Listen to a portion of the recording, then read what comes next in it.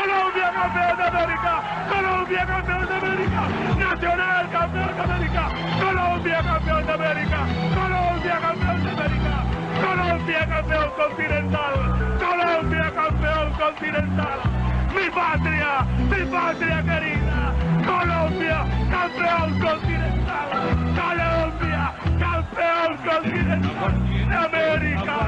Así fue el relato del campeón Edgar Perea por el título de Atlético Nacional en la Copa Libertadores, el 31 de mayo de 1989.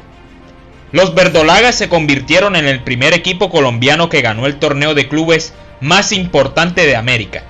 Fue ante Olimpia de Paraguay, por penales 5-4, en la vuelta de la final de la competición, luego de anotar 2 goles en los 90 minutos.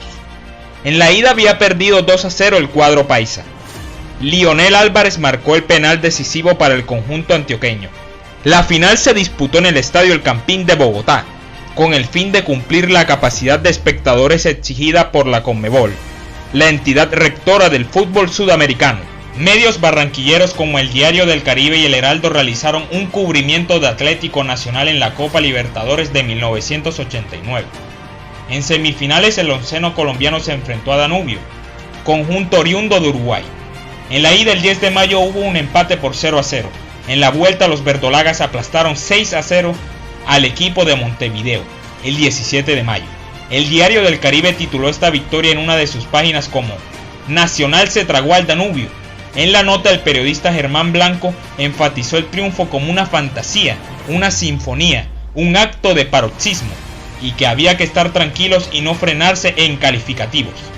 Su texto dejó claro la maravillosa forma de jugar del elenco antioqueño, que iba camino a conquistar América. El Heraldo tituló Palomazo del Nacional al Danubio, haciendo referencia a Albeiro el Palomo Usuriaga, quien marcó 4 goles para Atlético Nacional en ese partido. Las otras 2 anotaciones fueron de Alexis García y Níver Arboleda.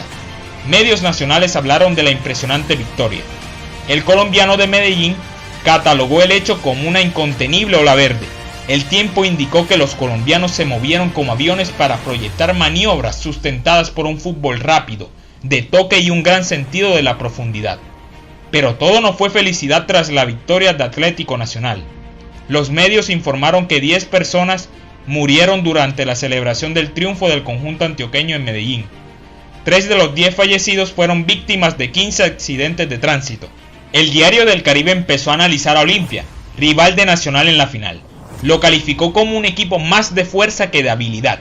En torno al onceno antioqueño afirmó que había conseguido mucho, pero que lo más importante estaba aún por conquistarse.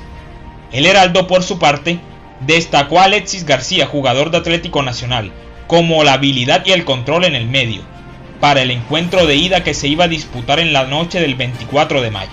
La ida terminó 2-0 a favor de Olimpia. El Diario del Caribe resaltó que si bien no salió alegre del estadio Defensores del Chaco Francisco Maturana, técnico de Nacional en ese entonces, tampoco se le vio cabizbajo, que los verdolagas no pudieron superar a su rival menos fuerte en la Libertadores porque no contaron con un hombre contundente en ataque que ayudara al Palomo Usuriaga, y que el partido de vuelta cobraba mayor importancia. El Heraldo enfatizó que aunque Nacional jugó mejor, Olimpia fue más eficaz y se quedó con el triunfo. Como se contó al inicio de este podcast, Nacional terminó ganando por penales a Olimpia en la vuelta, tras marcar 2 goles en los 90 minutos, siendo el primer equipo colombiano que fue campeón de la Copa Libertadores. El Diario del Caribe tituló la victoria como Colombia es verde y destacó en otra página a René Higuita por haber atajado 4 de los 9 penales de Olimpia. El Heraldo tituló Gracias Nacional.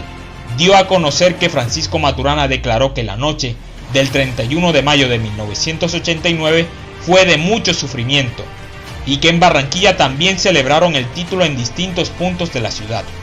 En la fondita, más de 300 antioqueños vibraron con la conquista verdolaga.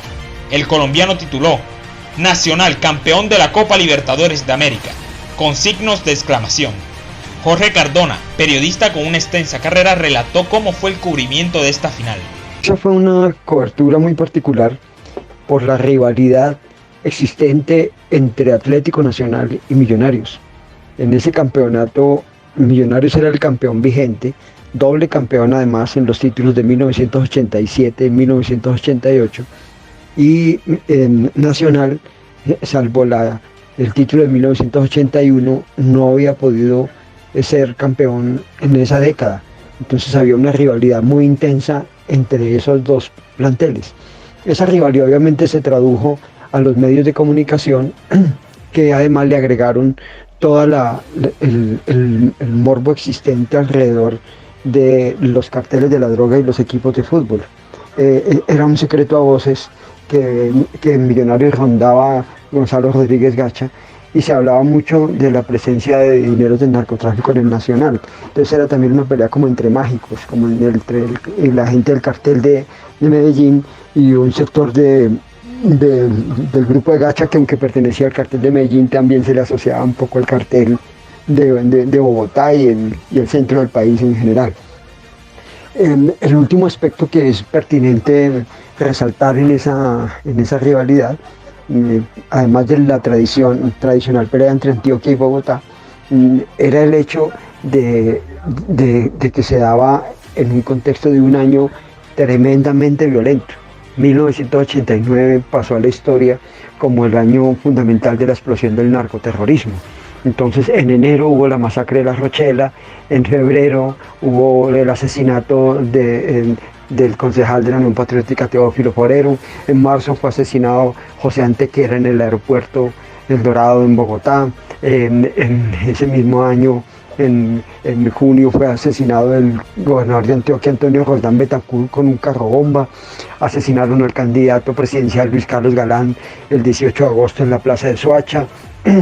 Mataron al comandante de la policía de Antioquia, Valdemar Franklin Quintero. Hubo un avión de Avianca con 107 inocentes a bordo que fue explotado en el aire. Hubo una bomba en el DAS el 6 de diciembre. Entonces ese año fue un año demasiado particular y obviamente tenía mucho que ver con todo lo que estaba sucediendo en el momento de ese torneo. Entonces, en ese contexto tan convulsionado, llega el enfrentamiento entre Nacional y Millonarios, que se da en dos partidos, el primero de los cuales gana Nacional en Medellín 1-0, y la revancha se da en Bogotá en la noche del 26 de abril de 1989. El partido es muy candente, explosivo, muchas jugadas de riesgo, muchos reclamos de parte y parte, y Millonarios hace un gol relativamente tempranero.